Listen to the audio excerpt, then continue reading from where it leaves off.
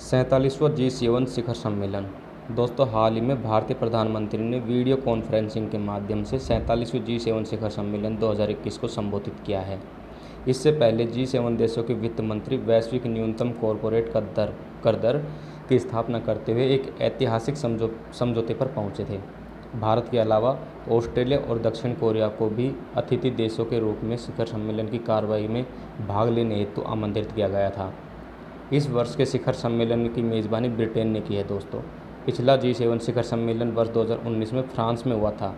पिछले वर्ष में अमेरिका में होने वाले कार्यक्रम को महामारी के कारण रद्द कर दिया गया था। दोस्तों, ग्रुप ऑफ 7 यानी कि G7 यह एक अंतर सरकारी संगठन है जिसका गठन वर्ष 1975 में किया गया था। वैश्विक आर्थिक शासन, अंतर्राष्ट्रीय सुरक्षा और ऊर्जा नीति जैसे सामान्य हित के मुद्दों पर चर्चा करने के लिए ब्लॉक की वार्षिक बैठक होती है। G7 देश UK, Canada, France, Germany, Italy, Japan और अमेरिका हैं। सभी G7 देश और भारत G20 का हिस्सा है। G7 का कोई औपचारिक संविधान या कोई निश्चित मुख्यालय नहीं है। वार्षिक शिखर सम्मेलन के दौरान नेताओं द्वारा लिए गए निर्णय गैर बाध्यकारी होते हैं। एक विश्व परियोजना के लिए बेहतर निर्माण। इसका उद्देश्य चीन के $1 ट्रिलियन की बेल्ट एंड रोड इंफ्रास्ट्रक्चर पहल के साथ प्रतिस्पर्धा करना है, जिसकी छोटे देशों पर असहनीय ऋण भार के चलते उन्हें परेशान करने के कारण व्यापक आलोचना की गई है। लेकिन वर्ष 2013 में लॉन्च होने के बाद इसमें G7 सदस्य इटली भी शामिल है। यह सामूहिक रूप से निम्न और मध्यम आय वाले देशों जैसे कि एशिया और अफ्रीका में हेतु सैकड़ों अरबों की बुनियादी ढांचों के निवेश को उत्प्रेरित करेगा और G7 के साथ एक मूल्य संचालित, उच्च मानक और पारदर्शी साझेदारी की पेशकश करेगा। डेमोक्रेसी 11 G7 और अतिथि देशों के द्वारा खुले समाज को लेकर एक संयुक्त बयान डेमोक्रेसी 11 पर हस्ताक्षर किए गए, जो ऑनलाइन और ऑफलाइन दोनों तरह से अभिव्यक्ति की स्वतंत्रता हेतु मूल्यों की पुष्टि और उन्हें प्रोत्साहित करता है, जो लोकतंत्र की रक्षा करता है और लोगों को भय और दमन से मुक्त रहने में मदद करता है। यह बयान राजनीतिक रूप से प्रेरित इंटरनेशनल शटडाउन को स्वतंत्रता और लोकतंत्र के लिए खतरों में से एक रूप में भी संदर्भित करता है, जबकि यह बयान चीन और रूस पर निर्देशित है। भारत जम्मू और कश्मीर में इंटरनेट प्रतिबंधों की जांच कर रहा है। कार्बिज बे घोषणा। G7 ने कार्बिज बे घोषणा पर हस्ताक्षर किए हैं। इसका उद्देश्य भविष्य की महामारियों को रोकना है। G7 ने गरीब देशों को 1 बिलियन से अधिक कोरोना वायरस वैक्सीन खुराक देने का भी वादा किया है, जिसमें से आधा संयुक्त राज्य अमेरिका और 100 मिलियन ब्रिटेन प्रदान करेगा। वर्ष 2022 के मध्य तक दुनिया की कम से कम 70% आबादी को टीका लगाने के लिए 11 अरब खुराक की आवश्यकता है। यह खुराक सीधे और अंतर्राष्ट्रीय कोवैक्स कार्यक्रम के माध्यम से प्रदान की जाएंगी। जलवायु परिवर्तन।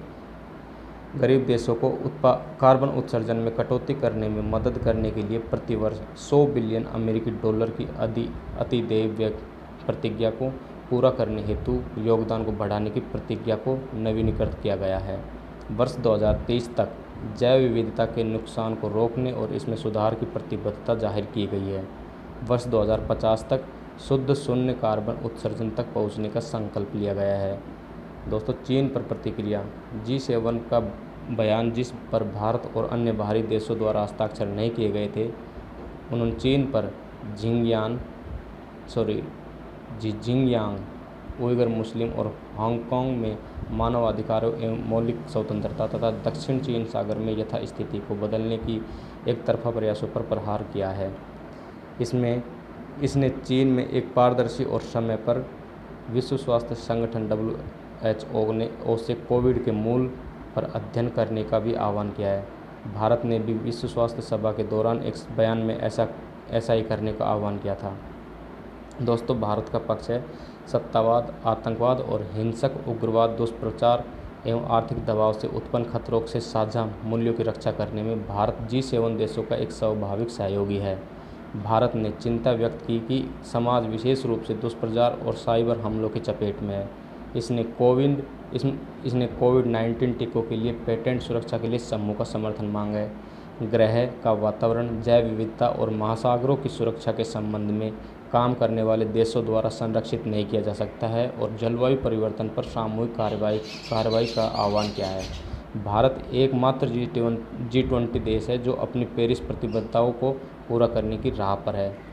दोस्तों, विकासशील देशों को जलवायु वित्त एक बेहतर पहुंच की आवश्यकता है और जलवायु परिवर्तन के लिए एक समग्र दृष्टिकोण की आवश्यकता है, जिसमें समन, अनुकूल प्रौद्योगिकी हस्तांतरण, जलवायु वित्त पोषण, इक्विटी, जलवायु न्याय और जीवन शैली में परिवर्तन शामिल है। दोस्तों, आधार प्रत्यक्ष लाभ हस्तांतरण DBT और JAM जन धन आधार मोबाइल ट्रिनिटी जैसे अनुप्रयोगों के माध्यम से भारत में सामाजिक समावेश और सशक्तिकरण पर डिजिटल प्रौद्योगिकी के क्रांतिकारी प्रभाव पर प्रकाश डाला गया है। दोस्तों, ये था हमारे आज का G7 शिखर सम्मेलन के दौरान। दोस्तों, और ऐसी न्यूज़ का अपडेट पाने के लिए हमारे चैनल को लाइक करें, शेयर करें, सब्सक्राइब करें। और ये मेरा वादा है, आज से हर रोज़ आपको एक ऐसी वीडियो अवश्य मिलेगी जो पहले आपने कभी नहीं सुनी होगी, सबसे पहले हमारे ही चैनल पर आएगी। ये मेरा वादा है, गारंटी है ये मेरी। जय हिंद दोस्तों।